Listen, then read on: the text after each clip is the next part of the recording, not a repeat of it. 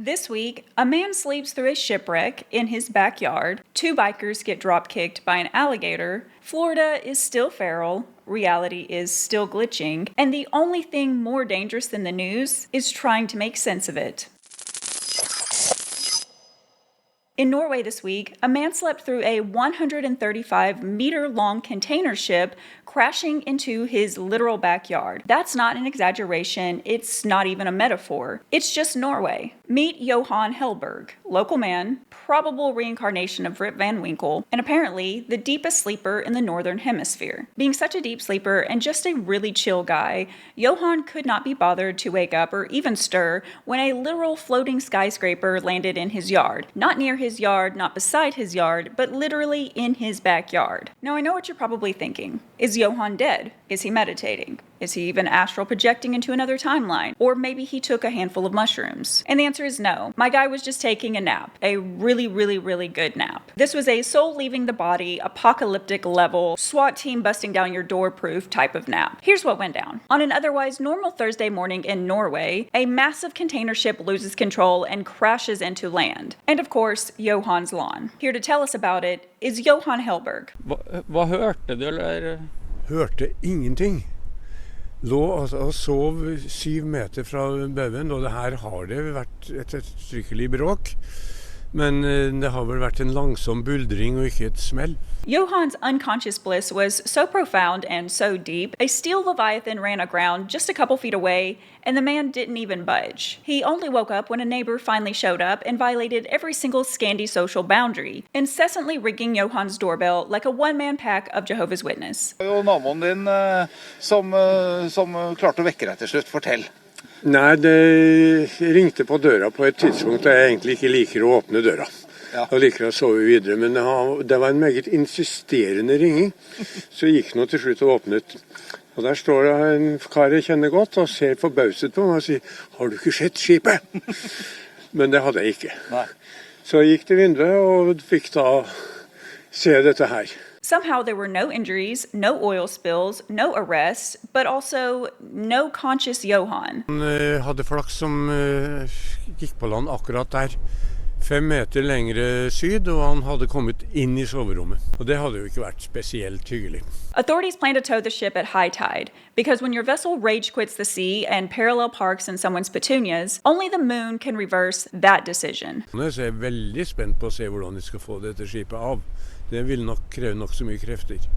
I'm being told Johan just went back to bed. After sleeping through a maritime disaster in your rose bushes, there's not many things left on the entire planet that deserve your waking attention. To Johan I say Godspeed. May we all sleep that deeply. And these are cursed times. Brief intermission to remind you that you can in fact dress like someone who watches the shit on purpose. Merch is live, it's unhinged, and it's also wearable. So if you're ready to fully commit to the bit, the link is below. Now let's get back to Florida, the place that feels less like a state and more like a crossover episode between Jurassic Park and the Hunger Games. Gator in the road. This week, in America's favorite meth-scented state in the South, 2 nighttime motorcyclists collided with a 6-foot alligator on Interstate 4. An alligator on the highway in the middle of the night. Sounds about Florida to me. According to the Florida Highway Patrol, 2 riders struck the gator, causing both of them to be thrown from their bikes. Both riders did sustain injuries and were hospitalized, but for non-life-threatening injuries, which is absolutely incredible considering they hit a scaled death log going 70 miles per hour on a Kawasaki. I said, help me, Jesus, and I just kept flipping. I'm like, when is this going to stop? And then I start sliding, and I'm like, when is this going to stop? I'm just sliding. And then I went off the road into the grass and couldn't move much. My whole right leg was numb, and my other leg was numb. Brandy Gross was right behind him. They were riding with a big group of bikers, and she hit the gator right after him. I just seen something, and like once I realized what it was just too late. I was like, oh crap, like, and the impact happened. I flipped over, and it Wasn't expecting a gator to be in the middle of the road right there. They're calling me Gator Gilmore instead of Florida Man. They call me Gator Ninja because I was on a Ninja 650. So. And before you ask, no. Alcohol and drugs were not involved by any party in this story, including the Gator. It's not surprising, but it is a little disappointing, because now we have to admit, this was just another Tuesday in Florida. One friend said he went past the Gator and missed it. He looked in the mirror real quick and saw me hit it and go up in the air, and it flipped me over the front of the handlebars, and then I hit head first and rolled. They said, "You hit an alligator." I'm like, "What?" As for the Gator, he died doing what Florida Gators do best, lurking in places he had no business being and positively ruining everyone else's night. The bikers survived, the Gator didn't, and once again, Florida remains undefeated in its commitment to chaotic ecosystem-based traffic enforcement. My sons don't want me to ride anymore, but I will. And just when you thought the headlines were tapped out, a woman in the UK recently had to call emergency services because a squirrel broke into her house and started throwing nuts at her from the top of the curtains. That's it. That's the headline. Imagine surviving a pandemic, inflation, and whatever the hell timeline this is, only to get sniped by a feral tree goblin with an acorn in your own home. We are either living in nature's blooper reel, or Mother Nature is finally fed the fuck up with all of us. In other unhinged news this week, a Tennessee woman tried to marry a ghost and got ghosted. Literally. A man in Arizona was arrested for robbing a Taco Bell twice in the same day, and scientists in Japan just built a robot that can taste ramen and judge you for it.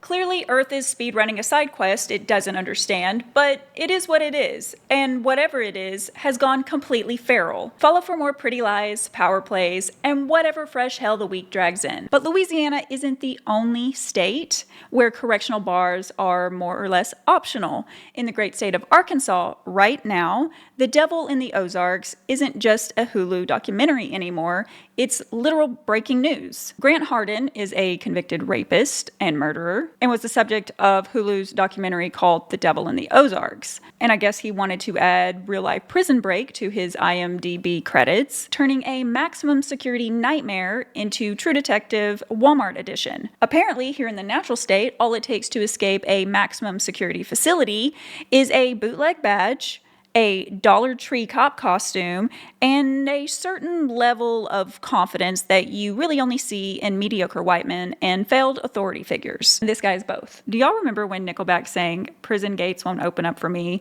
I swear Grant Hardin had to have heard that and said, "Could not be me," because he waltzed right out of the prison gates like he had a dinner reservation at 7. And he's still on the run.